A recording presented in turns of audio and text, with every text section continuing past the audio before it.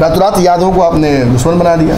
आप ही के घटक दल के एक नेता, एक मंत्री ने बाजार समिति की मांग पर विधानसभा में लगातार बोलते रहे और आप चुप्पी साधे रहे। लेकिन आपकी पार्टी एनडीए का एक बड़ा हिस्सा बनने जा रही है, कई सीटों पर चर्चा भी हो चुकी है। लगता नहीं है कि अपने बात से थोड़ा पलट गए नेता आपके? चाहे वो किसी भी पार्टी में हो, हम उनका स्वागत करेंगे, उनका अभिनंदन करेंगे। कि आप सेकुलरिज्म के साथ हैं कि कम्युनलिज्म के साथ हैं? अगर हैं तो इतना दिनों तक वहाँ क्या कर रहे हैं? तो भाई 26 बरस से 1996 से भाजपा के साथ थे, कुछ अपवादों को छोड़ करके। तो आज रातों रात भाजपा कम्युनल हो गई। कम्युनल थे, बोले कि हम वहाँ थे तो हम कम्युनल थे, और इधर आते हैं तो हम सेकुलर हो जाते हैं लालू जी के साथ। ये खुद नीतीश जी बतावे ना। नमस्कार, भारत लाइव देख रहे हैं आप। 23 तारीख को विपक्ष की एक बड़ी बैठक बिहार में होनी तय है। अब तक तो परिस्थितियां स्पष्ट हो जानी चाहिए थी कि कौन आ रहा है कौन नहीं आ रहा है, लेकिन अभी भी संशय बरकरार है। हालांकि जो तैयारियां नीतीश कुमार ने बिहार में शुरू कर दी हैं, इसको लेकर एक बड़ी चर्चा हो गई है शुरू कि क्या भाजपा को अब डरना चाहिए? क्या बिहार में एनडीए का स्वरूप जब तक पूरी तरीके से फाइनल नहीं हो पाया है उसमें भी भगदड़ मचेगी क्या? मांझी जी कुछ दिनों पहले जब महागठबंधन से लगभग बाहर से हो जाते हैं अपने पुत्र के इस्तीफे के बाद, तो एक चर्चा शुरू होती है छोटे दुकानों की। कहीं ना कहीं ऐसे ही राष्ट्रव्यापी दुकानों को बुलाकर नीतीश कुमार एक बड़ा मॉल खड़ा करने की तैयारी 23 तारीख को कर रहे हैं, जो नरेंद्र मोदी को चुनौती 2024 में देगा। बिहार में इन छोटे दलों को छोटा दुकान कहकर कहीं ना कहीं उनको मुँह चढ़ाने का काम किया गया है। वैसे ही तथाकथित छोटे दुकान की तरफ से रिप्रेजेंट कर रहे हैं आज इस चर्चा में रमेश कुशवाहा जी नाम है इनका। बिहार में आरएलजेडी जो नई पार्टी बनी है उपेंद्र कुशवाहा की, उसके बिहार के प्रदेश अध्यक्ष हैं। बहुत बड़ा राजनीतिक इतिहास रहा है, धीरे धीरे मैं आपको इस इंटरव्यू में बताऊंगा। लेकिन सबसे पहला सवाल तो इनसे वही करेंगे, सर छोटी पार्टी छोटा दुकान कैसे बड़ा इम्पैक्ट कर पाइएगा बिहार में? देखिए, जो भी बिहार में पार्टियां हैं वो बिहार की जो राजनीतिक सामाजिक जो कंडीशन है उसी में वो पैदा हुई पार्टी है, और वो सारी पार्टियां चाहे छोटी हों या बड़ी हों वो पार्टियां रहेगी जी। किसी को वो कहने से वो पार्टियां ख़त्म नहीं होने जा रही है। पार्टियों को वजूद रहेगा, वो पार्टियां आगे भी बढ़ेगी। तो मतलब जदयू जो कि बिहार में तीसरे नंबर की पार्टी है, वो अगर कह दे कि कोई पार्टी छोटी पार्टी है, खासतौर पे उस पार्टी की बात वो कर रहे थे जिस पार्टी से बिहार के मुख्यमंत्री भी रहे हैं, मांझी जी के बारे में जो उन्होंने कहा, कैसे इसको देखते हैं आप? देखिए, पहली बात तो ये है कि हम माननीय नीतीश जी के इस बात से, उनके इस स्टैंड से या ललन बाबू के बात से हम इत्तेफाक नहीं रखते हैं जी। उन्होंने कहा कि भाई विलय कर लेना चाहिए। क्यों विलय होना चाहिए भाई? हम कह रहे आप तब बड़ी पार्टी में अपनी पार्टी को क्यों नहीं मर्जर कर ले रहे हैं जी? आपको भी कर लेना चाहिए। आप क्यों विपक्षी एकता के लिए सर पीट रहे हैं? मिल जाइए ना कांग्रेस पार्टी में, विलय कर जाइए, आप तब लड़िए नरेंद्र मोदी जी से जी। तो आप तो खुद छोटी छोटी पार्टियों को एकताबद्ध कर रहे हैं। इस पर हालांकि CPI-ML के जो महासचिव हैं दीपंकर भट्टाचार्य, उन्होंने खुद ही कहा है इसका खामियाजा नीतीश जी को भुगतना पड़ेगा। दीपंकर भट्टाचार्य ने कहा है, जबकि उसी गठबंधन के पार्ट हैं वो। नीतीश कुमार हो या ललन सिंह हो या एक पूरी लिस्ट है यहाँ। RCP सिंह के जाने के बाद आप इस पार्टी में मौजूद थे, आपके नेता मौजूद थे, RLSP का विलय हुआ था। विलय की शर्तों पर चर्चा तो नहीं हुई थी, मीडिया में ये बातें नहीं आई थी, लेकिन आप समझ सकते हैं, आपके नेता समझ सकते हैं और नीतीश कुमार समझ सकते हैं। फिर इस नई पार्टी को दबाव डाल रहे थे विलय कराने का, आप बाहर वक्त रहते निकल लिए। उनके पुत्र ने कहा कि लगा कि जान चला जाएगा, ऐसी स्थिति उत्पन्न हो गई थी। और नीतीश कुमार ने भी मीडिया के सामने कह दिया कि हमने तो कहा था विलय कर लीजिए, नहीं किया तो इस्तीफा ले लिया उनका। तो आप बेहतर कैंडिडेट है बताने के लिए कि विलय के बाद क्या वो लगता है क्या कि जान चला जाएगा?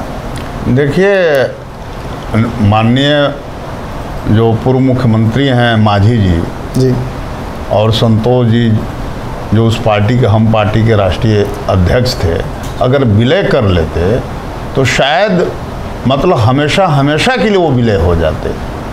अगर उन्होंने नहीं किया तो मैं समझता हूँ कि मांझी जी को हम धन्यवाद देना चाहते हैं कि उन्होंने दूरदृष्टि का काम किया, दूर तक उन्होंने देखा और अपने अस्तित्व को बचाया।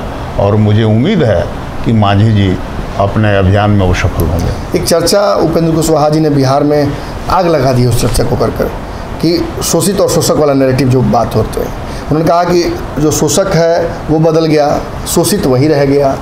अब बिहार में भाजपा भी इस लौकुश राजनीति को भुनाने में लग गई है। आपने नैरेटिव तो दे दिया, क्या सोचकर आपने नैरेटिव दिया और इसकी सच्चाई क्या है? देखिए, 90 के दशक के पहले और आज में बहुत फ़र्क है। उस दौर में वाकई में एक जगदेव बाबू के दौर में एक नारा चलता था। मैं समझता हूं कि आज उस नारे की व्याख्या आज के मौजूदा परिस्थिति में होनी चाहिए। और इन्हीं संदर्भों में माननीय उपेंद्र जी ने कहा था कि वो 90 के दशक वाली स्थिति नहीं है। आज हम देख रहे हैं कि कुछ वैसी जातियां जो कल तक जो शोषित हुआ करती थी आज शासक बन गई है। उनके भीतर से एक नया एक तबका, उसको कहिएगा तो एक ऐसा नवधनिक तबका पैदा हुआ है जी, जो बहुत ही आक्रामक है और गाँवों में दलितों के ऊपर, अति पिछड़ों के ऊपर, समाज के कमज़ोर तबका के लोगों के ऊपर ज़्यादा उद्दमन कर रहा है जी। और मैं समझता हूं कि एक नए तरह के अंतर्विरोध बिहार की सोसाइटी में उभर करके सामने आ रहे हैं और यही वो कारण है कि अब 90 के दशक के पहले का नारा वो अब चलने वाला नहीं है। दो एक्शंस आपके नेता के मैं चर्चा यहाँ करना चाहूँगा। एक, जैसे ही चर्चा हुई कि तेजस्वी यादव को उत्तराधिकारी नीतीश कुमार बनाएंगे, उन्होंने तुरंत विरोध कर दिया। जैसे ही पार्टी के विलय की चर्चा आई, सबसे पहले उपेंद्र कुशवाहा ने कहा कि ये नीतीश कुमार की पार्टी अकेली थोड़ी है कि वो फैसला ले लेंगे। इसके बाद आपने फिर शोषित और शोषक वाला नैरेटिव दिया। इन दोनों की वजह से आप समझ रहे हैं ना, इन दोनों की वजह से बिहार में यादव वर्सेस ओबीसी एक नया शुरू कर दिया आपने ट्रेंड। रातों रात यादव को आपने दुश्मन बना दिया। नहीं, देखिए, यादव जाति में भी बहुत सारे प्रगतिशील लोग हैं। हम किसी जाति को दुश्मन नहीं बनाए हैं जी। यादव समाज से भी हमारी पार्टी में अच्छे खासे लोग हैं, उनके भीतर से बहुत सारे हमारे प्रदेश के पदाधिकारी हैं। हम कभी किसी जाति को हम निशाने पर नहीं लेते हैं, बल्कि हर जाति और हर समाज का जो प्रगतिशील और जो लोकतांत्रिक हिस्सा है, हम सबको गोलबंद करने की बात करते हैं।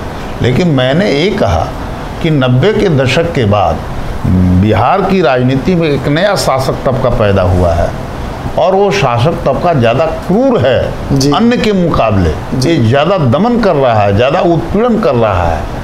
और आज ज़रूरत इस बात की है कि समाज के हर वर्ग के लोग एक मंच पर आवें, एक प्लेटफार्म पर आवें और इस तरह की ताकतों के खिलाफ संघर्ष करें, एकताबद्ध हों। कुछ दिनों पहले ही उपेंद्र कुशवाहा जब जदयू में थे, उन्होंने कहा था कि नीतीश कुमार पीएम के उचित दावेदार हो सकते हैं। मटेरियल जैसा शब्द का प्रयोग भी होता है। आज आपकी पार्टी की बातचीत लगातार भाजपा से चल रही है। हमें जो जानकारी प्राप्त है, निश्चित तौर पर आप उसमें मुहर तो नहीं लगाएंगे, लेकिन आपकी पार्टी एनडीए का एक बड़ा हिस्सा बनने जा रही है। कई सीटों पर चर्चा भी हो चुकी है। लगता नहीं है कि अपने बात से थोड़ा पलट गए नेता आपके? नहीं, अभी क्या बातचीत किनसे हो रही है हमें तो इस बात की सचमुच जानकारी नहीं है।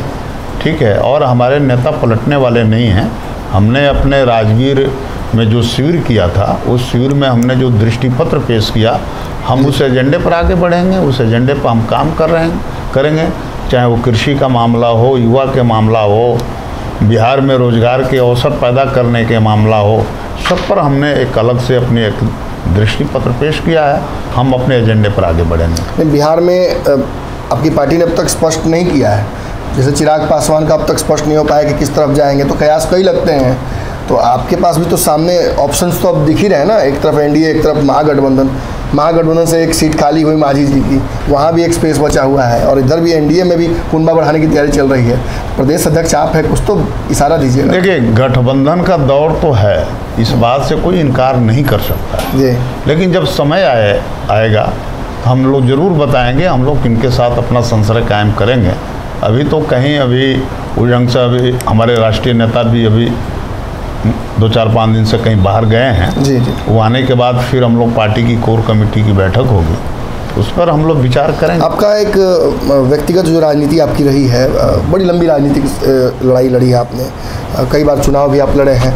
शुरुआत आपने माले से की, फिर नीतीश कुमार के कहने पर आप जदयू में आए। कालांतर में आपका जो मित्रता है या आपका स्नेह है वो उपेंद्र कुशवाहा जी से बढ़ा, उनकी पार्टी की तरफ से भी आप रिप्रेजेंट कर चुके हैं। अब जो नई पार्टी आपको मिली है आरएलजेडी, उसका एक बहुत महत्वपूर्ण हिस्सा है, क्योंकि बिहार में इसी प्राथमिकता तो इस पार्टी की बिहार ही रहेगी, और एक बड़ी जिम्मेवारी है प्रदेश के तौर पर पार्टी को बड़ा करना।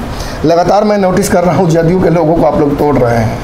एक पुरानी इमारत है जदयू, आप लोग सभी उसका हिस्सा रहे हैं, उसको तोड़ तोड़ के धीरे धीरे अपना एक नया मकान RLGD बनाए जा रहे हैं। ये सही है? देखिए, हम किसी को तोड़ नहीं रहे हैं। हमारा एक राजनीतिक दल है, राष्ट्रीय लोक जनता दल, और जो लोग भी अच्छे लोग हमारी पार्टी में आएंगे, चाहे वो किसी भी पार्टी में हों, हम उनका स्वागत करेंगे, उनका अभिनंदन करेंगे। हाँ, ये बात सच है। जदयू से ही ज़्यादा लोग क्यों आ रहा है? ये बात सच है। देखिए, दोनों का सोशल बेस एक है जी, और यही वो कारण है कि आज जो नीतीश जी का जो एक ज़माने में सोशल बेस था, उसमें घोर निराशा है। काफ़ी माने जो कार्यकर्ता हैं वो निराश हैं, हताश हैं, और दूसरे तरफ माननीय उपेंद्र कुशवाहा जी हैं, उन्हीं की तरफ लोग देख रहे हैं। यही वो कारण है कि जदयू से बड़े पैमाने पर लोग हमारे साथ आ रहे हैं, और आने वाले दिनों में देखिएगा कि सचमुच जनता दल ही खाली हो जाएगा। नहीं, एक चर्चा बिहार में ये भी होती है कि उपेंद्र कुशवाहा जी ने मन बना लिया था कि अब एनडीए के साथ जाएंगे, तब तक ले भाजपा ने एक ऐसा फैसला लिया सम्राट चौधरी को सामने करके कि थोड़ा असहज हो गए। सामाजिक समीकरण से एक नेता दे दिया बिहार में।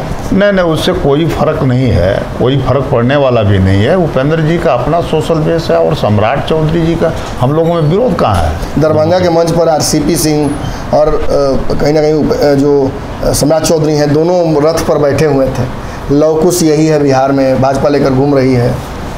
चलिए भाई, वो तो बीजेपी का अपना कार्यक्रम है, और RCP बाबू बीजेपी के नेता हो गए हैं, सम्राट चौधरी जी बीजेपी के प्रेसिडेंट हैं, तो दोनों लोग एक साथ घूमेंगे ही, इसमें आश्चर्य की क्या बात है?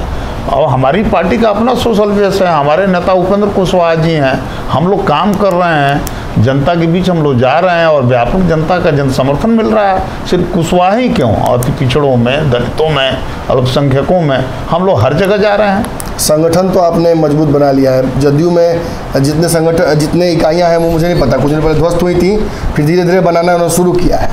आपने 13-14 इकाइयां बना ली हैं अब तक प्रदेश में। हाँ, हमारे संगठन पर जोर है आपका कुछ? हाँ, बिल्कुल संगठन पर जोर है। पहले किसी भी समय की तुलना में देखिएगा, एक हमारी पार्टी राष्ट्रीय लोक जनता दल राजनीतिक रूप से, वैचारिक रूप से काफ़ी एकताबद्ध है, और सांगठनिक सुदृढ़ीकरण पर ज़्यादा जोर बढ़ा है। हम चाहते हैं कि हम अपनी पार्टी को एक मास पार्टी के साथ साथ एक कैडर पार्टी भी हम बनावें, ये दोनों को समन्वय करें। इस पर हम लोगों का मुख्य जोर बढ़ा है। इसीलिए अब हर जगह हम चाहते हैं कि पंचायत से लेकर के और प्रदेश तक हमारी पार्टी की कार्यकर्ता और रहें। बिहार की लगभग सभी तथाकथित छोटी और बड़ी पार्टियाँ अब ये स्पष्ट करने लगी हैं चुनाव को देखते हुए, अब समय भी ज़्यादा नहीं बचा है, कि हम कितनी सीटों पर चुनाव लड़ने वाले हैं। आपकी पार्टी का पिछली पार्टी आपकी रालोसपा थी, यही मनमुटाव हुआ था, सीटों को लेकर ही विवाद हुआ था, फिर आप महागठबंधन से अलग हुए थे, फिर आपने एक बड़ा अलायंस बनाया था बिहार में। इस बार कुछ मन बना रखा है आप लोगों ने कितनी सीटों पर चुनाव लड़ेंगे? इसी को लेकर नेगोशिएट कीजिएगा ना। देखिए, कितना ठोस कितने सीटों पर हम लोग चुनाव लड़ेंगे ये तो तैयारी। हाँ, लेकिन हम लोगों की तैयारी एक तरह से कहिए कि 40 सीटों पर है जी। अभी हम लोगों का सम्मेलन, जिला कार्यकर्ता सम्मेलन हम लोगों का शुरू होने वाला है 5 जुलाई से। मुजफ्फरपुर से हम लोग शुरुआत कर रहे हैं जी। और जिले बिहार के 38 जिले में माने 15 अगस्त तक हम लोगों को कार्यकर्ता सम्मेलन कर लेना है जी। और कार्यकर्ता सम्मेलन में हर जगह देखिएगा बड़े पैमाने पर कार्यकर्ता उसमें शरीक होंगे। ये सब चुनाव की तैयारी का ही पार्ट है जी। हम चुनाव की तैयारी शुरू कर दी है, और 5 जुलाई से अभियान के बाद प्रतिदिन हमारा जिला सम्मेलन होगा, और इसको 15 अगस्त तक हम इसको कंक्लूड करेंगे। कॉलेजियम सिस्टम हो या जो भी विद्वेष की बातें हों, लगातार आपके नेता मुखर होकर ये बात बोलते हैं। शिक्षा सुधार को लेकर भी एक उनकी तय नीति है, आंदोलन भी उन्होंने बहुत कुछ बिहार में किया। विपक्ष के कई ऐसे चेहरे आ रहे हैं बिहार जो वर्तमान सरकार से खुश नहीं है। उन्हें लगता है कि और रोजगार की संभावनाएं बढ़ सकती हैं, सामाजिक सौहार्द और बेटर हो सकता है। एक ठप्पा भी लगता है भाजपा पर कि नॉन सेकुलर सी पार्टी है। जो बिहार में तैयारियां चल रही हैं, इस पर आपकी पार्टी की नज़र तो ज़रूर होगी, कैसे देख रहे हैं तैयारियों को? देखिए, जहाँ तक शिक्षा सुधार की बात हो, कॉलेजियम सिस्टम की बात हो, हेल्थ सेक्टर की बात हो, हमारे नेता ने बड़े ही विस्तार से कई मंचों पर अपनी बात उन्होंने रखी है जी। जहाँ तक रोजगार का सवाल है, मैं समझता हूँ कि रोजगार जो है देश की और प्रदेश की जो आर्थिक नीतियाँ होती है उससे पैदा होता है। बिहार में बहुत पहले से ही नीतीश जी भी लगभग, हमको लगता है कि अब उनका 20 वर्ष हो ही जाएगा कुछ दिनों बाद। 20 वर्ष उसके पहले आरजेडी की सरकार थी, कांग्रेस की भी सरकार रही है, लेकिन धीरे धीरे हम देख रहे हैं कि बिहार जो है मजदूर सप्लाई का एक हब बन गया है। बड़े पैमाने पर मजदूरों का बिहार से पलायन हो रहा है, रोजगार का अभाव है, कृषि की हालत यहाँ बद से बदतर है। हालांकि नीतीश जी बार बार आंकड़े के साथ बोलते रहते हैं कि उत्पादन बढ़ गया है। अरे भैया, उत्पादन कितना बढ़ा है ये तो बताएं, ठोस करें। अगर कुछ उत्पादन बढ़ा है लेकिन किसानों की आर्थिक स्थिति, उनकी क्रय शक्ति तो लगातार गिरती जा रही है। कृषि पर जो भी निर्भर आबादी है, उस निर्भर आबादी की क्रय शक्ति पहले की तुलना में कम हुई है। कृषि लाभकारी नहीं हुई। कृषि के डेवलपमेंट के लिए आपने क्या किया? जो बाजार समिति थी यहाँ पर, वो बाजार समिति को भी आपने खत्म कर दिया। आप ही के घटक दल के एक नेता, एक मंत्री ने बाजार समिति की मांग पर विधानसभा में लगातार बोलते रहे और आप चुप्पी साधे रहे। तो मैं ये कह रहा हूँ कि ना तो इनसे कृषि संभल पा रही है, न एक भी कोई उद्योग आया, और पुराने जितने कृषि आधारित उद्योग थे, चाहे शुगर फैक्ट्री रही हो, चाहे जो कुछ, सब मृतप्राय हो गया, बंद पड़ा। एक दौर था आज़ादी जब 1947 में पूरे देश में चीनी का उत्पादन बिहार में 35% हुआ करता था।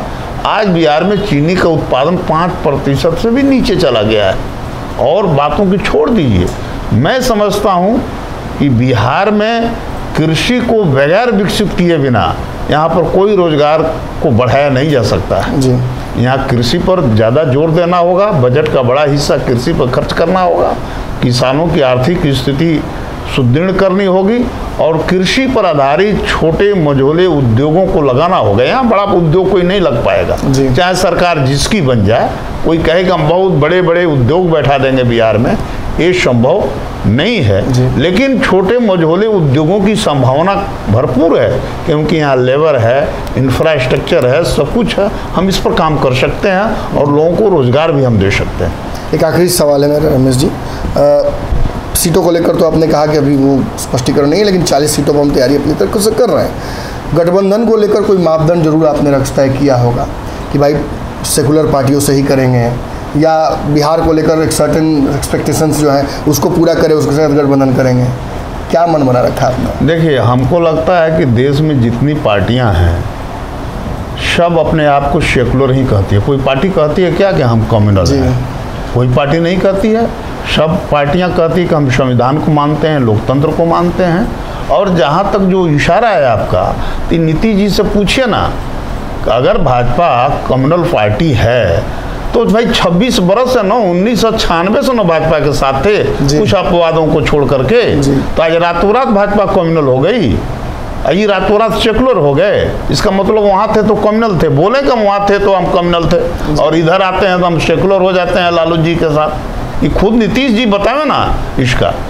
हम ये कह रहे हैं कि देखिए, सेकुलर और कम्युनल की लड़ाई नहीं है।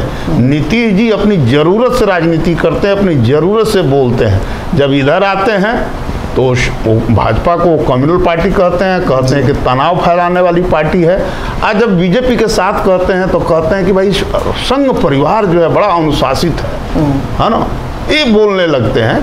तो दोनों बतिया तो नीतीश जी बोलते रहते हैं। तो नीतीश जी से आप लोग पूछिए ना भाई कि आप सेकुलरिज्म के साथ हैं कि कम्युनलिज्म के साथ हैं। अगर हैं तो इतना दिनों तक वहाँ क्या कर रहे थे, उन्हीं से पूछा जाए, नीतीश जी से बताएं। मतलब विस्तार आपने नीतीश के बारे में तो बता दिया, ये आपने स्पष्ट नहीं किया कि आपके मापदंड क्या है गठबंधन करने के। देखिए, मापदंड आज के दौर में मापदंड तो उस ढंग से कहिएगा किसी भी राजनीतिक दल के पास नहीं रह गया है जी। होना तो ये चाहिए कि भाई कार्यक्रम क्या है जी। तो हम तो देख रहे हैं कि भाई कार्यक्रम की जब बात आती है तो वो लोग कार्यक्रम पर बात नहीं करते हैं, भाई कितनी सीटें किसको मिल रही है, ये मूल बात हो जाता है तमाम राजनीतिक दलों के अंदर। रियल सच्चाई तो यही है। माझी जी बोलते हैं। हाँ, बल्कि माझी जी इस मामले में ज़्यादा ईमानदार हैं कि खुल करके बोलते रहते हैं, है कि नहीं। तो मैं ये कहना चाहता हूँ कि देखिए आने दीजिए समय पर हम लोग भी अपनी घोषणा करेंगे और संशय भी होगा और मजबूती से हम लोग लड़ेंगे भी है। लेकिन इतना तय है कि नीतीश जी को अब जाना तय हो गया है। उपेंद्र कुशवाहा आगे बढ़ेंगे और नीतीश जी बिहार के राजनीतिक परिदृश्य से अब गायब होंगे।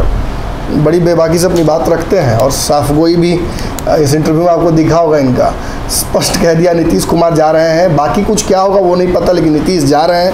खैर नीतीश कुमार बहुत लोगों को बुला रहे हैं। 23 तारीख को एक बड़ा आयोजन किया है। उस आयोजन से पहले आरएलजेडी ने अपना पक्ष रख दिया। इन्होंने बता दिया कि भाई हमारा पूरा फोकस जो है ना उस ना सीटों पर है ना गठबंधन पर है, हमारा पूरा फोकस अपनी पार्टी पर है। अभी रालोसपा जिस स्थिति में थी उससे कहीं आगे आरएलजेडी बढ़ चुकी है। बहुत कम समय में इकाइयाँ ज़्यादा हैं, बहुत ज़्यादा लोग जुड़ रहे हैं। हाँ, एक खास बात ज़रूर है कि जदयू से बहुत ज़्यादा लोग आ रहे हैं। तो हो सकता है जिस नाव में छेद हो गई हो वहाँ से लोग अक्सर दूसरी नाव पर ही आते हैं। ये तैयारियाँ कैसी हैं, कैसा लगा इनका संवाद, जरूर कमेंट बॉक्स में आकर बताइएगा। आपके कमेंट का इंतजार रहेगा। धन्यवाद। अगर ये वीडियो पसंद आई और वह बिहार के राजनीति और बिहारियत से सरोकार रखेनी तो सब्सक्राइब बटन दबा के चैनल के सब्सक्राइब कर ली। ओजे एगो घंटी बा, ओकरा बटन दबा देला से कुल सटीक और मारक खबर रुआ मुफ्त में मिल जाई। अगर रुआ पत्रकारिता के हमनी के नया प्रयोग में सहयोग कर चाहतानी तो ज्वाइन बटन दबा दी। पेटीएम नंबर नोट कर ली 9386816700। धन्यवाद।